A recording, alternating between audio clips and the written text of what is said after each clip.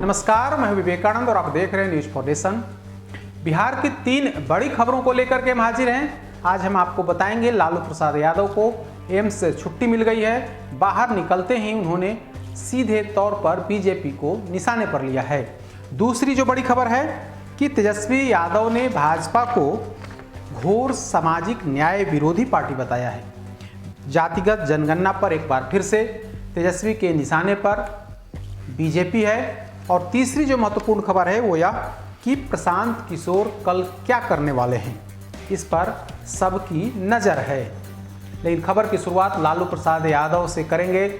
लालू प्रसाद यादव की आज छुट्टी हो गई है। वे एम्स में भर्ती थे। चारा घोटाले के एक मामले में उन्हें सजा दी गई थी और इसके बाद रांची से उन्हें एम्स से रेफर किया गया था, लेकिन कोर्ट ने उन्हें, झारखंड हाई कोर्ट ने उन्हें जमानत दे दिया। एम्स से जैसे ही छुट्टी हुई और वे जब बाहर निकले तो उन्होंने सीधे तौर पर बीजेपी को निशाने पर लिया और कहा कि लाउड स्पीकर और मंदिर मस्जिद का मुद्दा लाकर देश को तोड़ने की साजिश रची जा रही है। लालू प्रसाद यादव ने अपने बेटे तेज प्रताप को लेकर के भी मुंह खोला और कहा कि राजद का राष्ट्रीय अध्यक्ष मैं हूं, वो मेरा बेटा है, जो फैसला लेना होगा वो हम लेंगे। यानी कि कई मुद्दों पर, 2-3 मुद्दों पर उन्होंने साफ तौर पर कहा। जिस तरीके से देश में लाउड स्पीकर को लेकर के या फिर मंदिर मस्जिद को लेकर के विवाद छिड़ा है, उस पर उन्होंने स्पष्ट कहा कि इससे इस तरीके का मुद्दा उछाल करके कहीं ना कहीं देश को तोड़ने की साजिश रची जा रही है। हनुमान चालीसा को मंदिर की जगह पर मस्जिद के सामने पढ़ने की कोई ज़रूरत नहीं है। यानी कि उन्होंने सीधे तौर पर बीजेपी और केंद्र की सरकार पर निशाना साधा और कहा कि यह जिस तरीके से देश में काम किया जा रहा है उससे देश को टूटने का खतरा बढ़ गया है। वहीं तेज प्रताप ने हाल के दिनों में मुख्यमंत्री नीतीश कुमार को लेकर के एवं कई अन्य मुद्दों पर कहीं न कहीं राजद नेतृत्व को कटघरे में खड़ा किया है। इसके बाद आज लालू प्रसाद यादव ने मुंह खोला। एम्स से डिस्चार्ज होने के बाद जब वे अपनी बेटी मीसा भारती के आवास पर जा रहे थे तो इस दौरान उन्होंने अपनी चुप्पी तोड़ी और कहा कि मैं हूं राष्ट्रीय अध्यक्ष, राजद का राष्ट्रीय अध्यक्ष मैं हूं, तेज प्रताप मेरा बेटा है, ऐसे में जो भी निर्णय होगा वो निर्णय मैं करूंगा राष्ट्रीय अध्यक्ष की हैसियत से। तो इस तरीके से तमाम गतिरोध, परिवार के भीतर का जो गतिरोध है उस गतिरोध से भी पूरी तरीके से उसे खात्मा करने की कोशिश, वहीं बीजेपी पर उन्होंने निशाना साधा। हम आपको बताएं कि चारा घोटाले के डोरंडा कोषागार से अवैध निकासी के मामले में लालू प्रसाद यादव को 22 अप्रैल को जमानत मिल गई थी। झारखंड हाई कोर्ट ने उन्हें जमानत दिया था और इस शर्त पर कि इन्होंने कुल सजा का जो है आधी अवधि जेल में बिता ली है, ऐसी स्थिति में इनको जमानत दिया जाता है।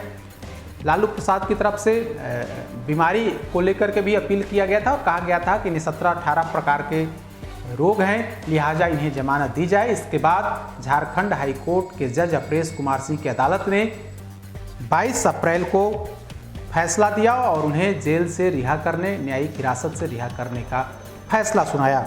आपको हम बताएं कि 21 फरवरी को सीबीआई की विशेष अदालत, रांची स्थित सीबीआई की विशेष अदालत ने लालू प्रसाद यादव को 5 साल की सजा और 60 लाख रुपए का जुर्माना लगाया था।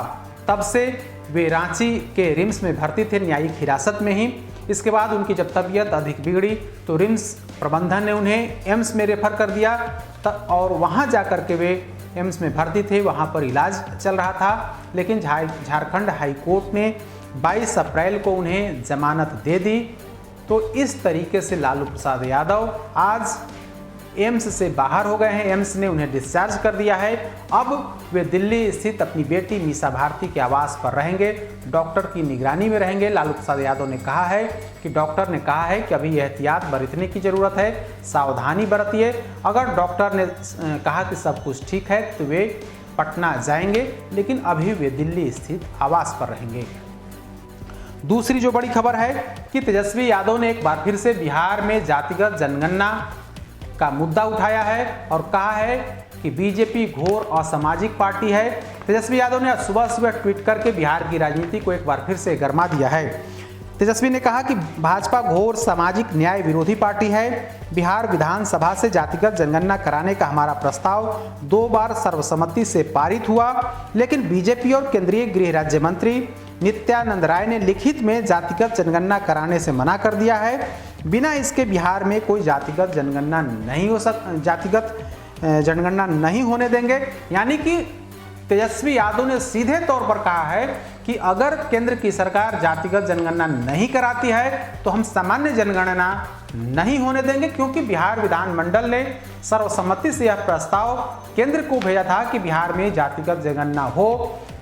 बीजेपी छोड़ करके बाकी अन्य दल तैयार हैं। बीजेपी ने भी विधानमंडल में सर्वसम्मत उस प्रस्ताव का समर्थन दिया था। तो ऐसी स्थिति में कोई रास्ता नहीं बचा है केंद्र सरकार जातिगत जनगणना कराए, लेकिन इस मामले में कहीं ना कहीं केंद्र की सरकार, जो भाजपा की सरकार है, वो आनाकानी कर रही है। बीजेपी सरकार चाहती नहीं है कि जातिगत जनगणना हो। हम आपको बताएं कि मुख्यमंत्री नीतीश कुमार भी कई दफे यह कह चुके हैं कि बिहार में जातिगत जनगणना कराने की जरूरत है। जातिगत जनगणना होने से कई तरह के फायदे होंगे। उन्होंने फायदे भी गिनाए। बिहार का एक शिष्टमंडल भी केंद्रीय सरकार यानी कि प्रधानमंत्री नरेंद्र मोदी और अन्य नेताओं से जाकर के मुलाकात किया, लेकिन बात नहीं बनी। बीजेपी ने साफ तौर पर कहा है कि जातिगत जनगणना संभव नहीं है। अब बिहार सरकार क्या अपनी तरफ से जातिगत जनगणना कराएगी? इसको लेकर के मुख्यमंत्री नीतीश कुमार ने कहा था कि हम सर्वदलीय बैठक में यह निर्णय लेंगे और सभी दलों को बुलाकर के यह तय होगा, उसके आधार पर हम आगे बढ़ेंगे। हालांकि सर्वदलीय बैठक को लेकर के आमंत्रण दिया गया था, सभी दलों ने हामी भर भी दी थी, लेकिन बीजेपी नेतृत्व की तरफ से इस पर कोई निर्णय नहीं हुआ। तब से उसके बाद नीतीश कुमार की चुप्पी जातिगत जनगणना पर हो गई है। आज एक बार फिर से तेजस्वी यादव ने यह सवाल खड़ा कर दिया और कहा है कि बीजेपी पूरे तौर पर जो है वो घोर असामाजिक पार्टी हो गई है। तो इस तरीके से तेजस्वी यादव का जेडीयू के प्रति नरमी, वहीं बीजेपी से तल्खी दिख रही है। वहीं जेडीयू नेताओं ने भी कहा है कि जातिगत जनगणना आज की मांग है।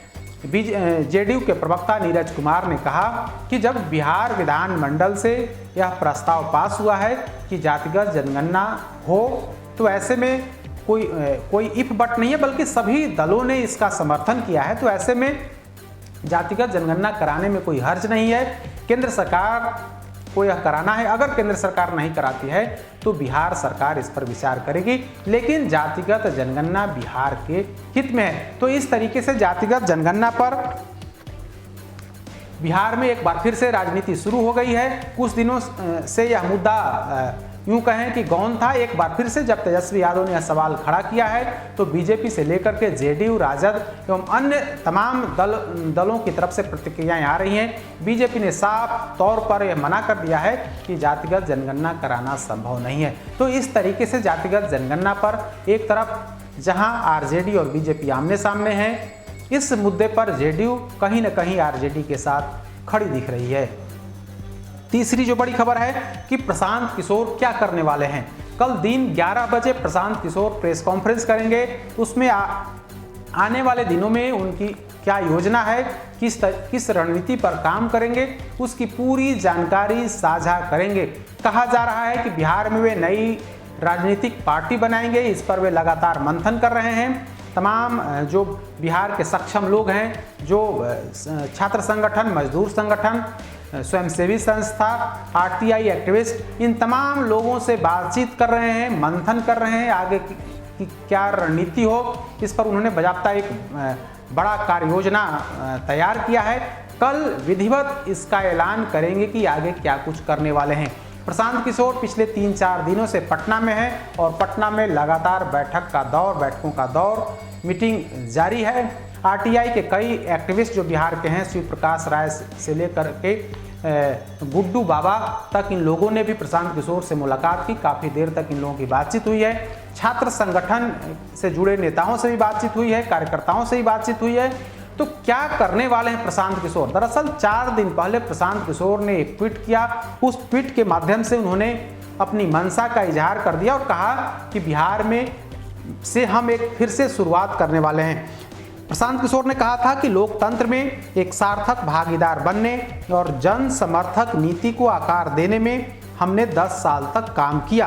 अब मैं इसको जिंदगी के पन्ने को पलटता हूं और उनके मुद्दों को बेहतर ढंग से समझने के लिए जन सुराज, लोगों का सुशासन के लिए यह हमारे लिए जनता जनार्दन लोगों के पास जाने का समय है। शुरुआत बिहार से होगी, यानी कि जन सुराज लाएंगे। नीतीश कुमार ने सुशासन लाया तो अब प्रशांत किशोर जन सुराज लाएंगे। इसको लेकर के विधिवत कल वे ऐलान करेंगे। इस पर सबकी नज़र है, पूरे बिहार, चाहे वो किसी दल के नेता हों, उन तमाम नेताओं की नज़र कल के इस प्रेस कॉन्फ्रेंस पर होगा कि आखिर प्रशांत किशोर चाहते क्या हैं। क्या प्रशांत किशोर कल ही किसी राजनीतिक पार्टी का ऐलान करेंगे, आखिर क्या कुछ करने वाले हैं? क्योंकि 2 साल पहले फरवरी 2020 में प्रशांत किशोर ने एक बड़ा अभियान लॉन्च किया था।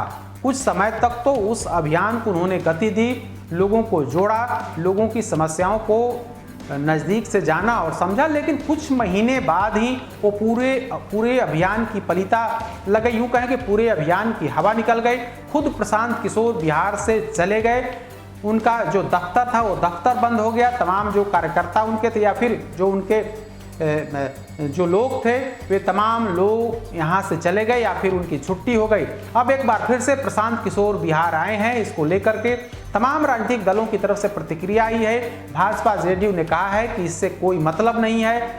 बिहार में 200-250 पार्टियां हैं, अगर उसमें से एक पार्टी और भी बन जाती है तो उससे कोई फर्क एनडीए को नहीं पड़ने वाला है, जेडीयू बीजेपी को नहीं पड़ने वाला है। नीतीश कुमार ने भी कल अपनी चुप्पी तोड़ी थी और कहा था कि इस तरीके की बातों से हमें कोई मतलब नहीं है। वहीं राजद की तरफ से नेता प्रतिपक्ष तेजस्वी यादव ने कहा कि प्रशांत किशोर क्या कुछ करने वाले हैं, हम तो उनकी खबर भी देखते और सुनते नहीं हैं, तो ऐसे में उनके बारे में हम कुछ नहीं कर सकते। यानी कि बिहार के तमाम राजनीतिक दलों की तरफ से प्रशांत किशोर को कोई नोटिस नहीं लिया जा रहा है। लेकिन इसी बीच कल दिन के 11 बजे वे कुछ बड़ा ऐलान करने वाले हैं, इस पर सबकी नज़र बनी रहेगी। तो ये 3 बड़ी खबरें थी, तीनों के बारे में हमने आपको विस्तार से बताया। कल फिर से बड़ी खबरों को लेकर के हम हाजिर होंगे, तब तक हमें दीजिए इजाज़त। नमस्कार।